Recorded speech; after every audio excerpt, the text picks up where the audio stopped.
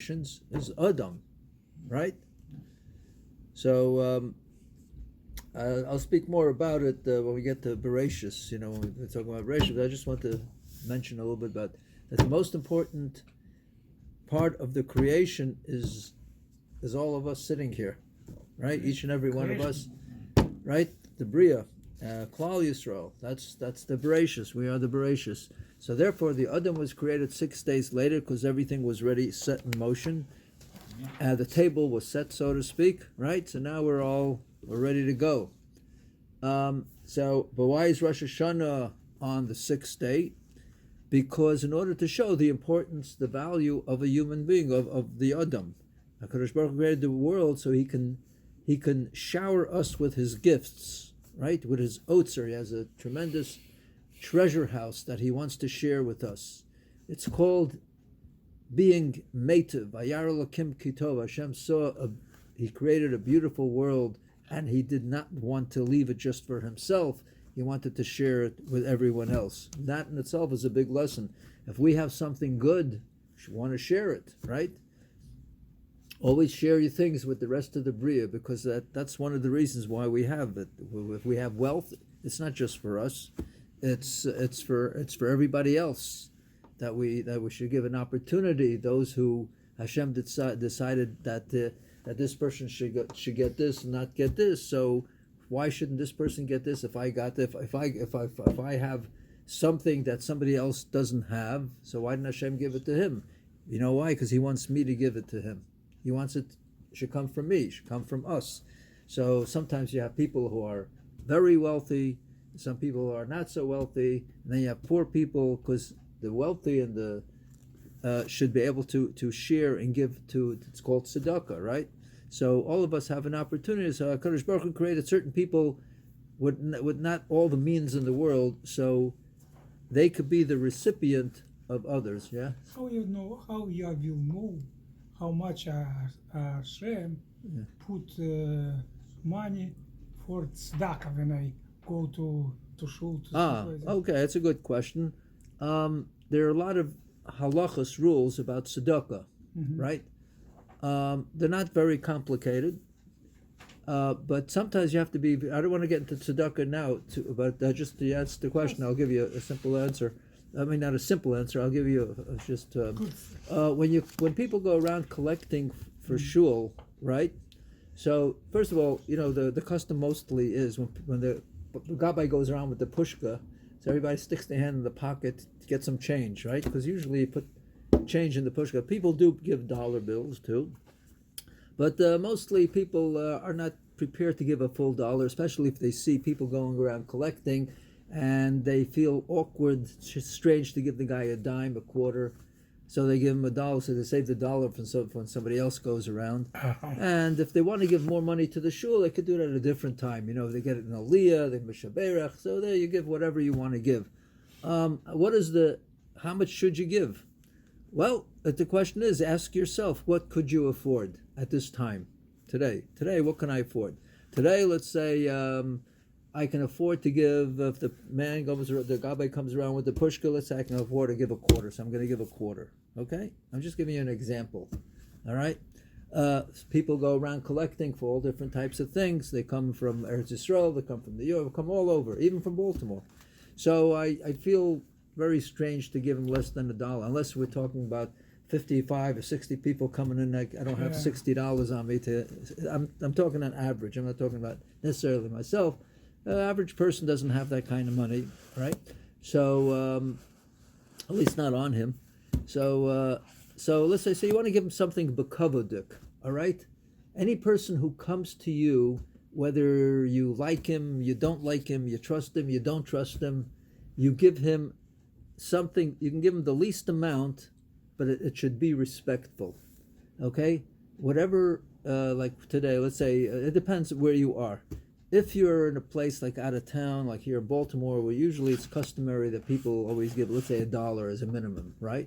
If you see a chashuv yid, a rav, a rashid, maybe you could give him $10 if you can afford it, right? 20, who knows, So, but if you see a guy, you don't know who he is, maybe he just came off the street, so you give him $1, and if you don't have the $1, give him 50 cents, something respectful. Or a place like in New York where you have so many people coming and going, especially some of the shuls. 100 million. So what I do is when I'm in New York, like I don't have that much to shell out, so I try to give a minimum to each person a quarter, but which is nice, and it's because it's respectable and they expect it, okay. And we're talking about you can end up, you come to a mincha, you can end up giving $4 or $5 in quarters, which and it is a lot of money people, yeah. for some people, right? A lot of people. But always make it a point never to turn anyone away. Okay, even if you have one quarter, give them the quarter. Always, why? Even if you don't trust the person, why? Because let's say somebody comes over to me, and I know this guy, I can't trust. The guy's got plenty of money, he doesn't need it, right? But let's say if I say, I don't have anything for you. So my next door neighbor who's sitting next to me, or somebody who doesn't even know me, and he's sitting 2 rows down, he's going to say, "Come on, what are you, cheapskate? Come on, the guy's going around. The guy. It's an embarrassing for the person to go around in the first place. So give him something. So I don't want to make myself look bad in the eyes of others. You're not supposed to do that. You're supposed to always make yourself look good in the eyes of everybody else. Certainly, the eyes of HaKadosh Baruch Hu.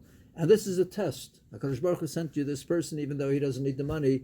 But see how are you going to handle the situation? Are you going to turn him down and make yourself look bad? Because if you make yourself look bad in the eyes of others, then you make yourself look bad in the eyes of HaKadosh Baruch Hu. Even though the guy doesn't need it, the person doesn't need it. So that's how you always have to be very diplomatic. How's that? I thought when people come to collect money and ask me, Yeah. I said he came just in case, Yeah. but he needed. Yeah. If he did it, how he go to collect money? If he needed, I Yeah. have to give it to him. Right. Well, my mother-in-law always used to say, if somebody is willing to stretch their hand out for a donation, give them something. Whatever. At least don't turn anyone down, and that in itself is an important lesson. So especially now, we're in very much in teshuva, tefillah, utzedakah, ma'avir nisrei gzera. So let's. So we started talking about Bria Ha'olam. Today is the creation of the world, and Hashem chose Rosh Hashanah to be 6 days later, the day the man was created, and the day Adam was created and judged, and He chose that to be Rosh Hashanah. And Miras Hashem, we're going to have Rosh Hashanah on this coming Monday. Also, Erev Rosh Hashanah, there's a custom to fast a half a day, from the morning till Chatzos, if you can. And the reason for that is because if a person is worthy, and of course we're all worthy, right? If a person is worthy, Hashem forgives a person, I think, for half of all the averos he may have done during the year on Erev Rosh Hashanah. So I think that's the way it goes. What? Rabbi Kastelitz yesterday said about it. He said half of the avonos? Yeah. Oh, half of the avonos. Okay, good. Rabbi Kastelitz said it, then it's half of the avonos, right? On Erev Rosh Hashanah. Yes. So that's a big thing, and that's why we say a lot of extra slichas on Rosh Hashanah, Erev Rosh Hashanah, more than the rest of the times when we say slichas. So now, this week's Sedra, we have we're holding it Parshas. Usually Parshas Nitzavim and Vayelech go together, but since we had an extra month this year, right? So we're doing Parshas Nitzavim. Parshas Nitzavim is the last week of the Shiva Nechemta, the 7 weeks of comfort. So we mentioned all the way in the beginning, 7 weeks ago, that the purpose of the Shiva Nechemta is Hashem is telling us that He was very happy with us. The fact that we mourned over the Beis Hamikdash, even though we never saw the Beis Hamikdash, and therefore He gave us this present of Shiva Nechemta, of 7 days of comfort, of 7 weeks of comforting, so we can prepare ourselves for the Mei HaRatzon, the Mei Hadim, for Rosh Hashanah. And what is the present? The present is that Hashem bonds with us. if somebody unfortunately loses a family member, one of the Shiva Krovim, and he has to sit Shiva 7 days of mourning, he stays in the house. So people come to be Menachem Oval. So that's a chesed that we do for the mourner. And so here HaKadosh Baruch Hu is being Menachem us. He's comforting us not for 7 days, but for 7 weeks. And what happens during those 7 days when we come to comfort a mourner? We create a bond between that person. Sometimes we come to a mourner's house, we don't even know the person. We just saw a sign in the shul, or maybe the person needs a minyan, so we go help them out. And we create a friendship, a bond, which is very important. And this bond that HaKadosh Baruch Hu has created with us over the past 7 weeks is so important for us. And the timing is everything, because it's set up that the comforting ends, the 7 weeks of comforting ends when we have already a close bond, a close kesher with HaKadosh Baruch Hu, as we stand before Him on the Day of Judgment, on Rosh Hashanah.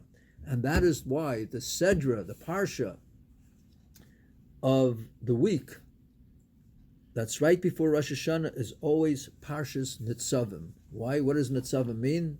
Atem Nitzavim Hayom Kulchem. What does Atem Nitzavim mean?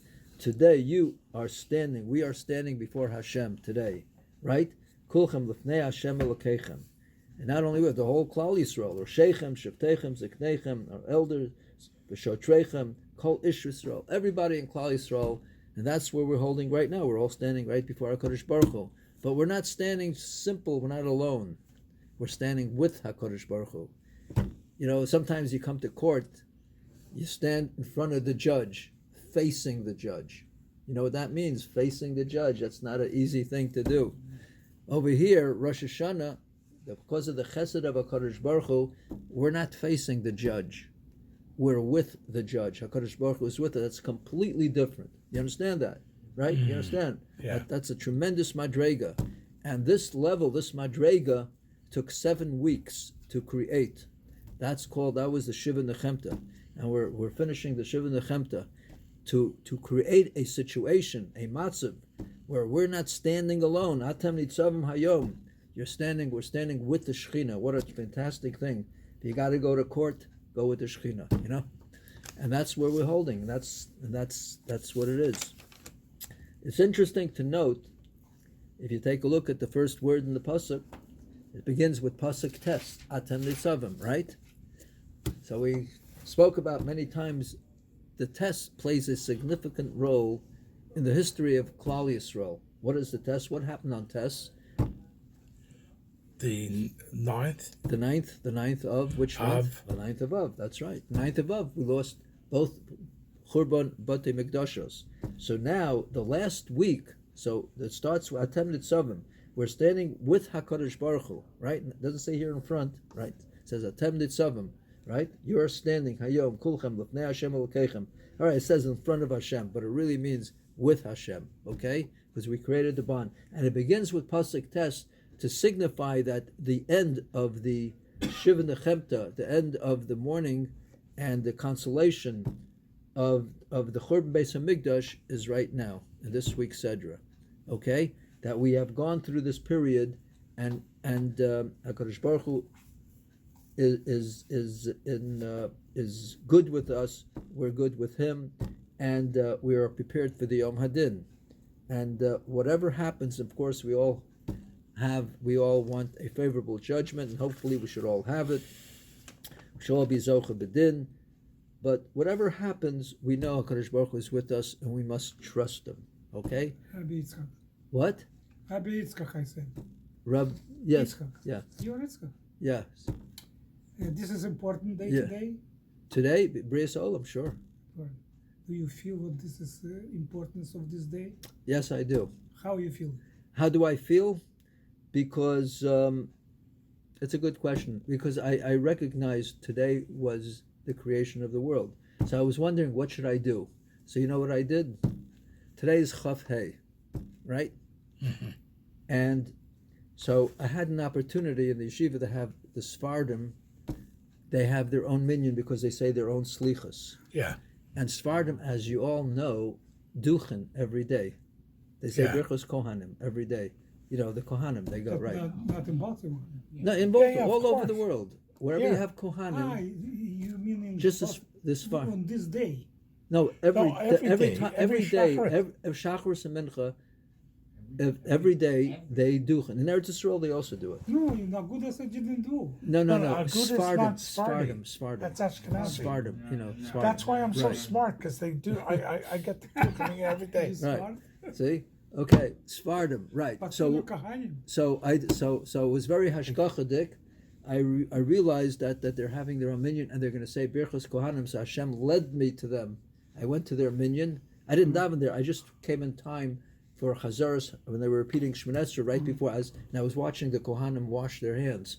The Leviim were washing the Kohanim's hands. So I said today's Chav Hey, and it says by Birchas Kohanim, Ko Sevarchu. This is the way you should bless. So Ko is Chav Hey. As I said today, I got to hear Birchas Kohanim. So you see, I am machshiv the day. This is how I was machshiv the day. I got a bracha from the Kohanim, and then But after you didn't look while they were doing you're not it. supposed to. Not supposed to. And what was going through your mind? Mine that I was so happy that Kadosh Baruch Hu gave me this opportunity so I can have Birchas Kohanim. And after Birchas Kohanim, I went over to the Kohanim and I gave them a Yasher Koach. Very nice. I was very happy. So you see, They like that. That's what they do. Okay. Right. They come and they bring their child in their hand like that, and you Right. touch their hands. Right. So you see, I wanted to do something special. And yesterday was the Chafetz Chaim's yahrzeit, the 86th yahrzeit of the Chafetz Chaim. So last night I made had a suda in my house, my own private suda, and in honor of the Chafetz Chaim, where I learned Mishnayos, I read a little of his Sefer, the Mishnah Brura, to commemorate his memory. And Every year it happens. it's always Chav Dalet. It's always Chav Dalet. Yeah, the English date is different, but So every time, and Chav Chei is the birthday of the world. right. So every year it happens this time. Yes. Oh, keep During that in mind. during the month of El. During the month, even when there's two Elos or There's never Well, two when L's, there's there's two two Adars. Adors. Yeah, we always look at the second well, there's only one El always. There's two Adors, but we always look at the second Ador because Purim is the second Ador. Right. got it. Now, the question. Is what? Yeah, I have a question. Yeah, go ahead. Rosh Hashanah, we say Hayom Haratol, Right. but it's actually. I understand your question. Right. You're saying it's 6 days later. Right? It says that Hayom. That's actually Okay. the day when the world was created was actually. Okay. Was actually. Well, the end. actually Okay. before. Right. You're right. So it was 6 days before. So why do we say on Rosh Hashanah Hayom Haras Olam? You should have said it 6 days ago, right? So the answer is, whenever it says in the Torah, it says Hayom, it says Atem Nitzavim Hayom Kulchem. Today we are all standing before HaKadosh Baruch Hu. So it refers to the Yom Hadin, Rosh Hashanah. So, but today isn't Rosh Hashanah. Monday will be Rosh Hashanah, right? So whenever it says Hayom, it means during this period, right? It means that the day has been established. If HaKadosh Baruch Hu said, Hayom, you'll get this and this and this, and let's say it didn't come today, it doesn't mean you're not going to get it. It means today in Shemayim, he wrote down that you're going to get this and this and this, right? So you didn't get it today, so you get it tomorrow, you get it next week, you get it at the end of the year, right? So Hayom means it's already established, it's in HaKadosh Baruch Hu's calendar, right? His calendar is different than our calendar.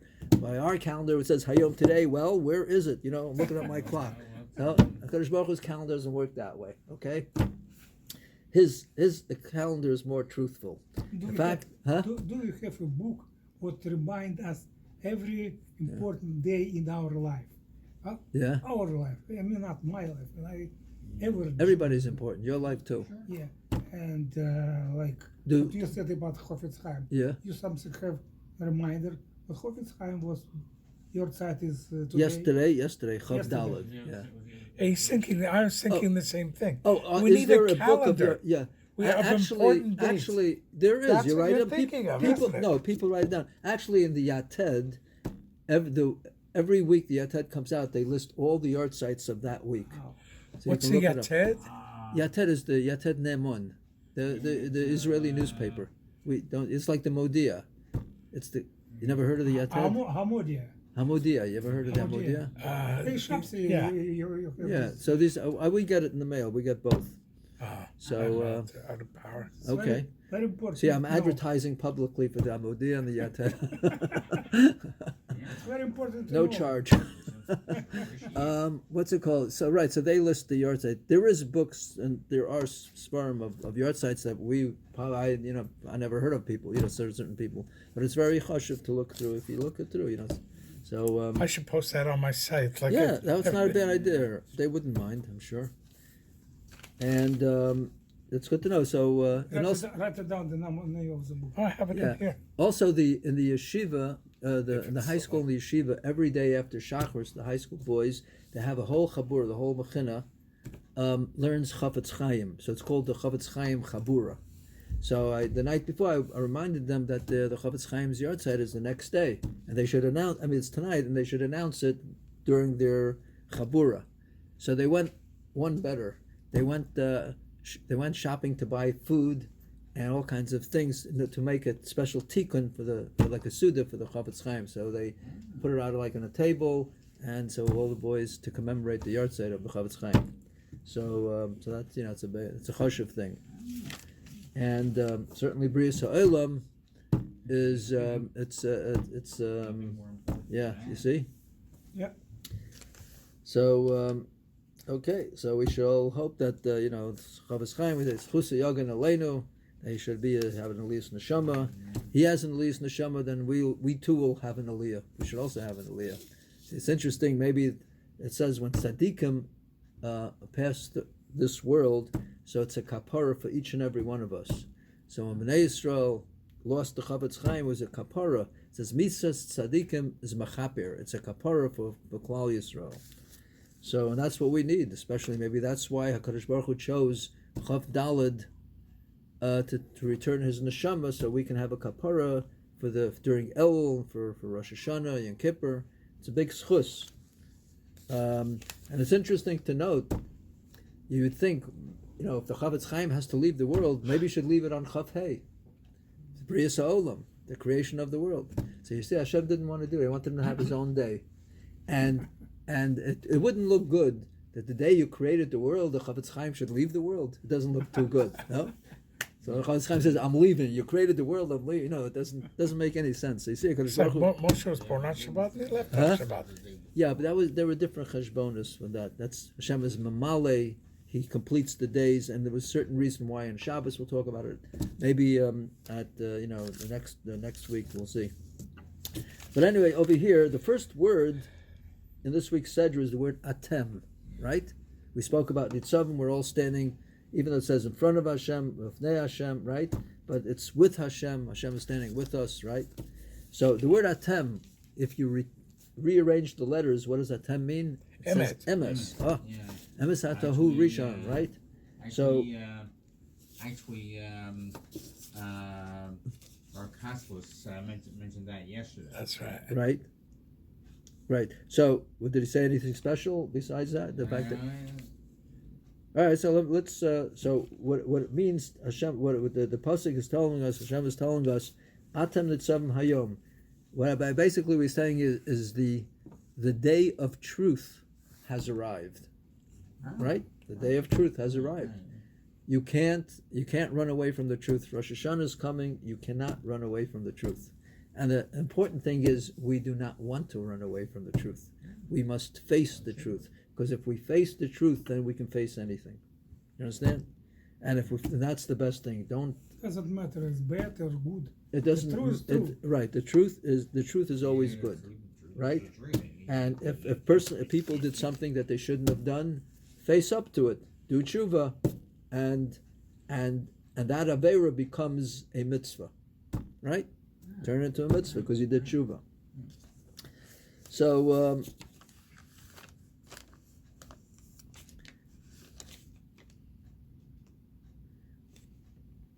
let's see, there's 1, 2, 3, 4, 5, 6, 7, 8, 9, 10, 11, 12, 13, let me see now. Oh, so it says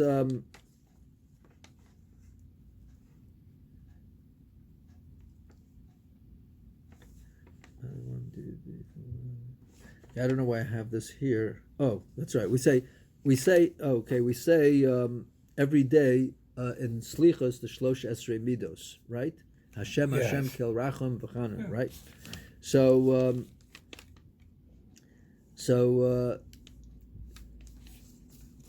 the 13 attributes, the 13 Shlosh Esrei Midos, we say this every day before Rosh Hashanah, and including Erev Rosh Hashanah. We don't say it on Rosh Hashanah itself, because we do say it.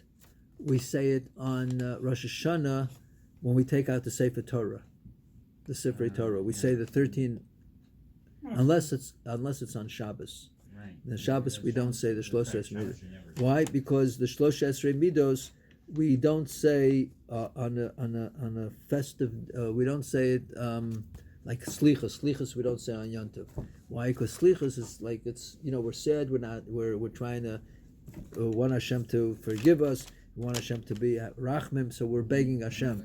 So whenever you beg for something, so you don't feel 100% happy, right? So Rosh Hashanah is a Yom Tov, right? V'samachta b'chagecha. And again, like I said, the whole Elul, the whole Rosh Hashanah, the whole Seres Yemei Tshuva evolves around the word Hayom today, right? And what do we say at the end of the Rosh Hashanah and Yom Kippur Musaf? We say Hayom Ta'amtzenu, Hayom Sidruchenu L'Shalom, right? If you look in your Machzor, so it says 7 times the word Hayom, and for each goes on for each day, right? Each day of the week. Now,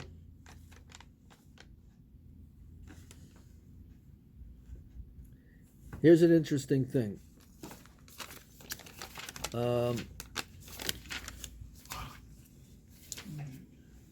On Rosh Hashanah itself, we just said we don't say things like Tachnun, we don't say Avinu Malkeinu, we do say Avinu Malkeinu. We don't say Slichas, okay? And there's a mitzvah on Rosh Hashanah of having a Suda, v'samachta b'chagecha. And it says that people in time of Ezra, people were in shul, they were davening, and they were so emotional, they were worried about their Yom Hadin, and so Ezra told them, okay, the davening is over, go home and celebrate. Invite people. If you invite people to your house, so it makes it more of a simcha, right? And if so he said you're supposed to come into Rosh Hashanah with emunah, believe that Hashem He's gonna take care of us, right? Whatever comes out of it, and we all hope it will be a favorable judgment. But Hashem is with us. Atem nitzavim hayom. He's with us. Whatever happens, we're with Hakadosh Baruch Hu. He's not leaving us alone, right? So that's very important.